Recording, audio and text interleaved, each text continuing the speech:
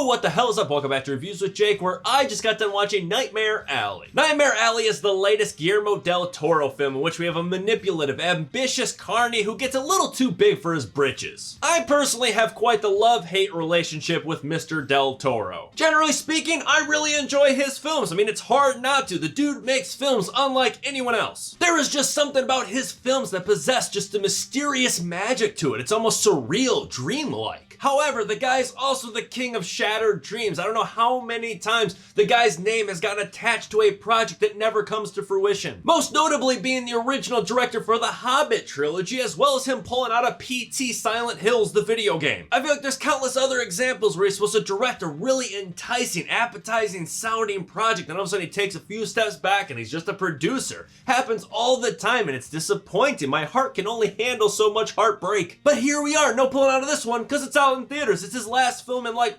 4 years, and he won an Oscar on the last one? I mean, tough act to follow. Well, let's just start the list of pros right at the obvious starting point. I mean, we are talking about a Del Toro film here. So naturally, we're gonna get a few things automatically guaranteed, starting with the production design. This is especially true and strong during the first half of the film, which largely takes place within a carnival, and it is beautiful. It's really hard to kind of put it into words for you, as is the case with most of the visuals, the production designs behind a lot of Del Toro films. It's just like how you'd imagine it would be if Del Toro got his hands on a carnival-like film. I mean, it's like peanut butter and jelly. It's a match made in heaven. Absolutely no other filmmaker can touch the high-quality caliber of his sets. I mean, they are just unmatchable. Admittedly, it kind of loses steam a little bit in that regard in the second half of the film, which transitions away from the carnival setting to more of a city, urban setting, but still every now and then there will be like a setting, a scene, a room, or a backdrop that kind of just reminds you that this is a Del Toro film, like he's like that jolly Santa Claus that's still there just to remind you he's still watching. Pairing with the amazing atmosphere is a very riveting soundtrack. Some of the stuff sounds like it was pulled straight out of Donnie Darko. Some very simple keys, but very melancholic. While other times you got that classic Del Toro feel that kind of sounds a little waltzy, old-timey. It sounds like a romantic yet dreadful dream. From the very first opening scene, I got nice and cozy when I heard the soundtrack because I just knew that I was in for an audible and visual treat. I also knew I was going to get some amazing performances. I mean, just look at this cast. Yeesh, it is stacked. Most notably of which is Bradley Cooper and Cate Blanchett. Both of them did great, but everyone else was no slouch whatsoever, especially Willem Dafoe, who just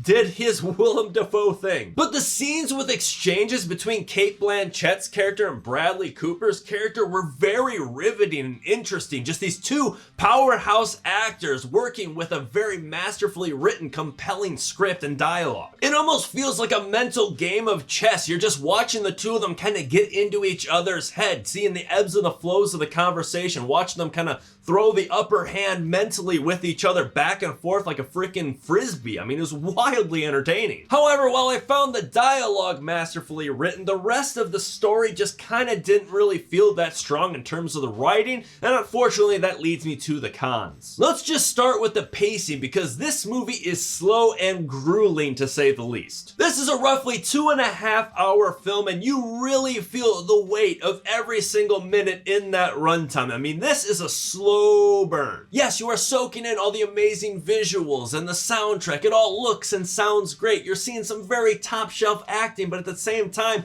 could not shake the thought in my head of just being like, on with it already. This movie, especially in the first half, has so much fat that really could have and should have been trimmed. Entire characters and relationships that have very little to no consequence by the end of the runtime. This film is the furthest thing from being classified as clean, tight, concise. I mean, it really feels super self-indulgent. I will admit that the second half of the film does kind of pick things up substantially, but that in itself is kind of a problem. For starters, the transition between these two halves happens very abruptly. It feels like the flip of a switch. It genuinely feels like someone just pushed next in your Netflix queue and just jumped to a completely different movie. The two halves are so different. Different setting, different characters, different storylines, relationships. I mean, they feel just so drastically different, and they don't really feel like they bridge until the very end. As a result, this film feels like it lacks a little bit of focus. I mean, the first half, it just feels like it's kind of bopping around, trying to find its footing, trying to find its way. And it's not until the second half of the film where you really feel like it's actually going towards something. The first half was beautiful, I definitely enjoyed it, but I was just wondering, like, what are we doing here? What are we working towards? From what I can tell, the main purpose of the first half of the film is to set up a few characters and relationships, but I didn't feel like they did a very good job of it. I thought in general the characterization and the relationship work was really weak in this movie, especially for a film as long as it was, a film that possesses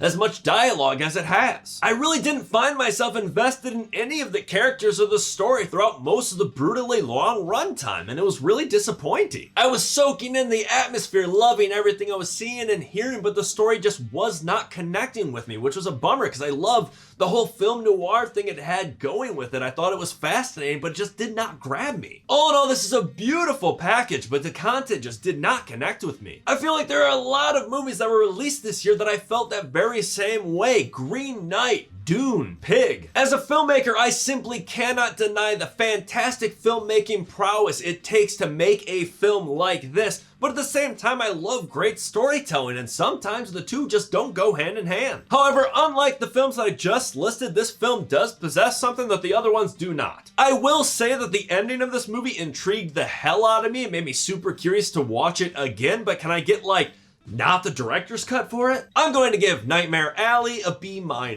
But that is just me. What do you guys think? Let me know if you agree or disagree in the comments below. And make sure to subscribe to this channel to stay up to date. New videos coming real soon. Stay safe. Thanks for checking in.